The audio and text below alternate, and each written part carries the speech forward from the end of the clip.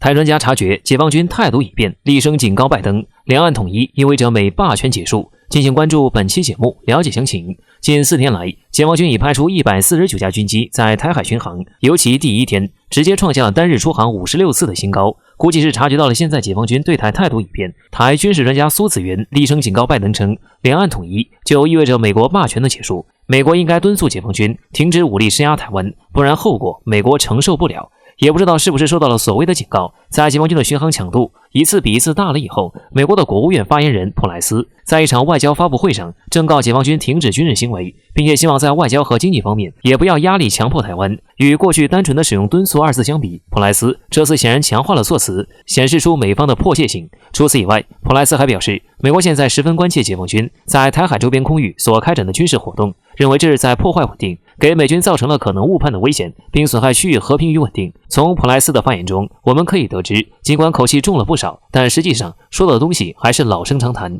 并不影响解放军在台海加强巡航训练。不过这也并不是那么的令人意外。不要看美国这几年来频繁打台湾牌，可他们显然不是为了保护台湾，而是把台湾问题当作自己手中的政治或军事筹码，用来迫使中国大陆在其他重要领域做出某种妥协。可以肯定的是，在外部势力眼中，台湾至多是用来牵制大陆的工具，当感觉到危险或台湾失去利用价值时，都会毫不犹豫地放弃。至于台专家所说的两岸统一意味着美国霸权的结束，那更是笑话。无论是放弃对伊朗制裁，还是从阿富汗撤退，种种现状早已说明，美国的霸权早就不管用了。所以，尽管中美间看似在台湾问题上闹得很凶，可这也局限于搞某些支持独立的活动。如今，即使是美国，也不敢为台湾与中国大陆发生冲突，其他所谓的称台盟友则更是没有勇气。特别是在当前国际商品供应链紧张的情况下，包括美国在内的世界主要经济体都不敢轻易和中国因为台湾问题发生争执。归根结底，他们不仅在商品供应链问题上严重依赖中国，而且在后疫情时期经济复苏方面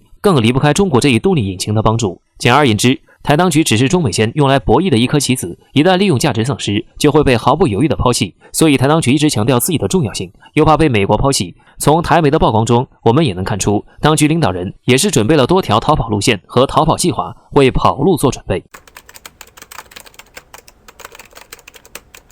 多行不义必自毙，英国境内遭遇重大难题，关键时刻众多企业和行业已经停产，但为何说俄罗斯却成了最大赢家？敬请关注本期内容，了解详情。说起英国，我们都知道，这个曾经在世界上最强大的国家，在鼎盛时期统治了全球近1/4的土地，米字旗遍布全球各地。但是到了20世纪，随着殖民地的落寞，以及各国实力的迅速发展和2次世界大战的消耗，这个曾经极为辉煌的国家，如今已经逐渐衰退了。而在这样的情形下，他们却选错了路，那就是跟随了美帝的脚步，开始步入歧途。近期来，英国跟随美国的步伐，一再扰乱国际社会安全稳定的发展局势，做了不少坏事。不过正所谓多行不义必自毙，他们的报应很快就来了。有相关消息报道，近日英国天然气价格猛增，与往常相比上涨了37%，达到了400便士每萨姆。这样的价格创下了英国在近10几年来批发价的新高。由于天然气成本过高，英国境内已经有很多企业、工厂甚至各大行业都纷纷停产，而这样的局面必将给英国的经济带来严重的影响。更严重的是，英国政府此前表示将计划出资2000亿英镑来进行大量基建，但如今英国的钢铁代表英国能源密集型用户组织却表示，由于天然气价格的猛增导致成本迅速飙升，因此钢铁材料已经停止生产，这必定会影响英国政府此前的基建计划，以至于不得不重新审视已经做出的决定。有相关分析人士称，英国出现这样的现象其实对他们是很不利的，因为英国跟随美国的脚步得罪了很多国家，其中俄罗斯就是一个。很明显的冲突就是克里米亚海域事件，而现在英国天然气价格飙升，却被一旁的俄罗斯逮了个正着，成为了最大赢家。因为俄罗斯北溪2天然气工程正值完工，在通气即将进入运营的阶段，这条天然气管道正好投入到了欧洲。如果英国想要进口天然气，则俄罗斯就是最好的卖家。但之前英国就听从了美国的意见，得罪过俄罗斯，所以说现在正巧碰到了英国需要还债的时候了。所以说，纵观国际局势，美国常常声称自己在维护地区安全，但实际上他们才是那个破坏国际安全稳定的罪魁祸首。我们不难发现，只要有美国在的地方就会有动乱，因此世界各国应该看清美国的真实面目，不要再往美国设好的陷阱里面继续跳了。至于英国的话，从他们的一举一动上可以看出，已经被美国投上了战略迷药，所以我们也不用过多的规劝了，就祝英国能够被美国压榨的越来越落魄吧。南海水下备战正酣，拜登究竟有没有底气这样做？国债不断攀升，五角大楼正面临巨大风险，军队随时可能溃散。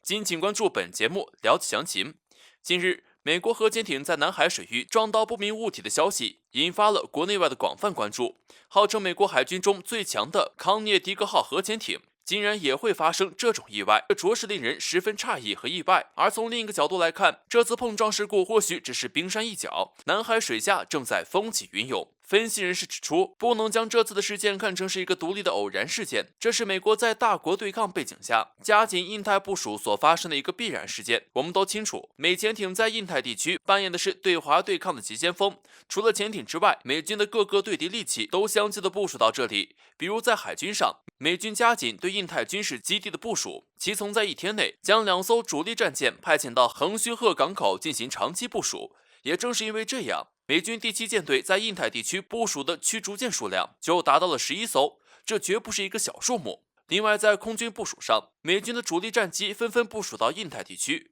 从目前来看，美国已经基本完成了在印太地区的军事部署，60%左右的海空军已经部署到了印太地区。按理说，应对这一局面，我国应该感到巨大的压力才对。但是我国专家金灿荣表示，中国不必感到惊慌，尽管加紧部署是事实，但是拜登根本没有底气敢在南海同中国进行正面冲突。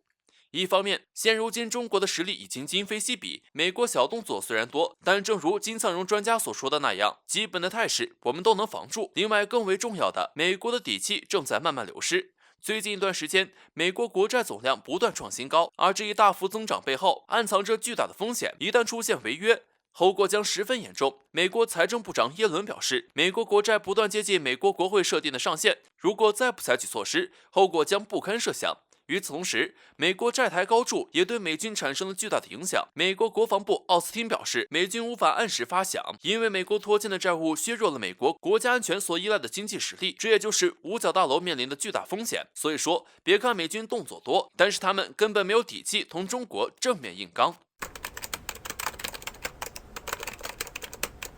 对付日本，只有这一招他觉得最受用。在距离东京不到1000公里处，俄罗斯做了一个什么战术动作，引发中国网友盛赞，未来将成常态化。敬请关注本节目，了解详情。说起日本，很多人都对其嗤之以鼻，翻看一些名人对日本的评价，就更能够发现问题。如戴高乐形容日本为阴险与狡诈的残忍民族，而罗斯福也用类似的卑鄙无耻来形容，这足以见得日本在国际上的风评并不好。二战时期，日本很好的展现了这一民族劣根性，尽管在二战结束后，日本受到了相应的惩罚，但是这似乎并没有让日本有所悔悟。近些年来，日本国内的军国主义颇有抬头的迹象，其中日本的军事力量膨胀就是一个十分危险的信号。在过去的时间里，日本一直致力于发展远程攻击敌方军事基地的能力，在美国的默许及援助下，我们完全有理由相信，现在的日本军事实力绝对不容小觑。然而，日本冒天下之大不韪的做法必定会得到其应有的报应。日前，一向以战斗民族著称的俄罗斯就动手了。在距离日本首都东京不足1000公里的地方，俄罗斯做出了一个战术动作。据日本产经新闻消息称，俄罗斯方面已经发出通知，将会在日本海进行相关的军事演习活动。其中，这一演习区域将涵盖大和堆周边海域在内的日本专属经济区。说到这一地方，或许很多人都不了解，为什么俄罗斯会选择在这一地方军演呢？我们知道，大和堆距离日本陆上本土最近的直线距离不超过300公里，而距离日本首都东京不超过1000公里。从这一选址也能看出，俄罗斯这次军演对日本的威慑意味。值得注意的是，这一次俄罗斯军演主要进行的是导弹的试射，这就更加突出了其对日本的威慑意味。对于任何一个国家而言，敌对国家在自己家门口试射导弹的做法绝对不是一件小事儿，稍不留意，导弹就可能直接打到日本本土。这一做法也再次成就了俄罗斯战斗民族的威严。值得指出的是，俄罗斯这一战术动作意外引发了中国网友的盛赞。有网友表示，只有这一招他觉得最受用，因为对付一个无耻的民族，讲道理是行不通的，拳头才是硬道理。可以说，普京这是给日本新首相上了一课，来了一个下马威。据不少分析人士的预测，俄罗斯的这一威慑动作，今后将很有可能变成常态化。这也同现如今的局势变化有很大的关系。届时，中方可以适时的出手，同俄罗斯进行配合，共同应对来自同一方向的敌人。